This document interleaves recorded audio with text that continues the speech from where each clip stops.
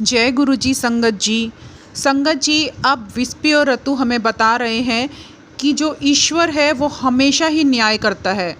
संगत जी वो कहते हैं कि हम लोग सोचते हैं कि ईश्वर हमारे साथ बहुत बहुत गलत कर रहा है और हमें पता नहीं किस कर्मों की सज़ा दी जा रही है। हमने तो वो कर्म किए भी नहीं हैं, तो पता नहीं हमें किस बात का दंड दिया जा रहा है। संगत जी तो वो हमें बता रहे हैं एक उदाहरण के थ्रू कि किस तरीके से हम ईश्वर से क्या एक्सपेक्टेशन लगाते हैं और हम सोचते हैं कि हमने बहुत अच्छा किया है। तो संगत जी वो एक उदाहरण के थ्रू हमें ये सब कुछ समझा रहे हैं। वो एक उदाहरण के लिए हमें एक आत्मा के बारे में बताते हैं जिसका नाम उन्होंने मान लो सुरेश दिया है।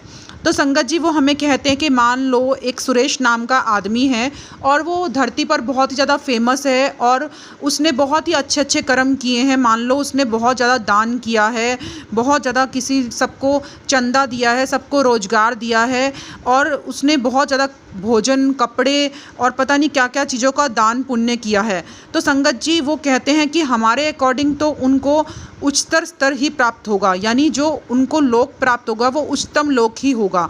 पर संगत जी यहाँ पर वो फिर क्लियर करते हैं कि जब उसकी मृत्यु होती है, यानी जब उसकी डेथ होती है, तो भव्य बहुत बड़ा आयोजन होता है और उसके थ्रू ही उनकी अंत्येष्टि की जाती है। तो संगत जी वो कहते हैं कि उनको सब लोग धरती पर मान रहे थे कि वो बहुत ज़्यादा पुण्यात्मा है और उनकी एक मूर्ति भी स्थापित की जाती है एक धर्मास्थान पर। संगत जी सबके सहयोग से ये सब कुछ किया जाता है। संगत जी अब जब वो सुरेश जीवात्मा जगत में जाते हैं तो फिर उनको निम्नतम लोक प्राप्त होता है, यानी सबसे नीचा लोक उनको दिया जाता है। तो संगत जी वो बहुत ज़्यादा गुस्सा हो जाते हैं और भगवान के ऊपर चिल्लाकर कहते हैं वहाँ पर कि भगवान आपका न्याय कहाँ है? मैंने इतना ज़्यादा दान पुण्य किया, तब आपने मुझे ये सब कुछ दिया, तो ईश्वर ने मुझे इस नरक में क्यों रखा? आज कहाँ गया ईश्वर का न्याय? संगत जी जब उसके चिल्लाने पर वहाँ पर बहुत भली आत्माएं उनके पास जाती हैं और उनको समझाने का प्रयास करती हैं कि तुम शांत हो जाओ और ध्यान से सुनो कि तुम्हारी इस सिचुएशन का कारण क्या है। और वो उनको कहते हैं कि कभी खुद से सवाल करो और पूछो कि क्या जो तुमने दान पुण्य किया था उसका तुम्हारा मोटिव क्या था, किस कारण तुमने दान पुण्य किया था। संगत जी वहाँ पर सुरेश आंसर करता है कि उसने ये सब कुछ इसलिए किया था ताकि वो स्वर्ग में जा सके। तो संगत जी वो कहता है कि फिर मैं यहाँ क्यों नहीं हूँ। तो संगत जी जो भली आत्माएं हैं वो उसको बता रही हैं कि तुमने निस्वार्थ होकर कुछ भी नहीं किया, तुमने सिर्फ स्वर्ग पाने की इच्छा के कारण, उस लालच के चक्कर में तुमने ये सब कुछ किया था। तो संगत जी वहाँ पर सुरेश ये भी कहता है कि हाँ ये सच है कि मैंने जो भी किया वो सब कुछ अपने लालच के लिए ही किया है। पर जो वो कहता है कि जो हमारे धर्म गुरु हैं, हमारे पुरोहित हैं, दार्शनिक हैं, वो हमें यही तो समझाते हैं, वो हमें यही तो बताते हैं कि अगर हम गरीबों की मदद करेंगे, उनको खाना कपड़ा और रोज़गार देंगे तो हमें स्वर्ग मिलेगा। तो क्या वो हमें मूर्ख बना रहे हैं वहाँ पर?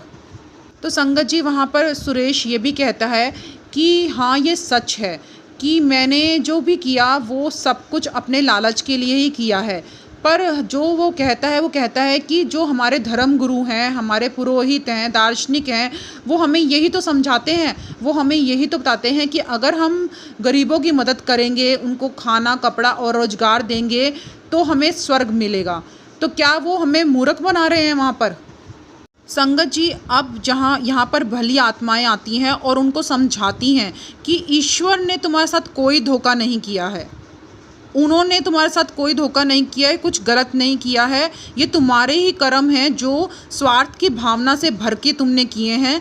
क्योंकि तुमने तो जब भी चाहा स्वर्ग पाने के लिए जो तुमने पाप किया, पाप करने के बाद तुमने ईश्वर को रिश्वत दी कि ये ईश्वर को रिश्वत देकर मैं स्वर्ग चला जाऊंगा।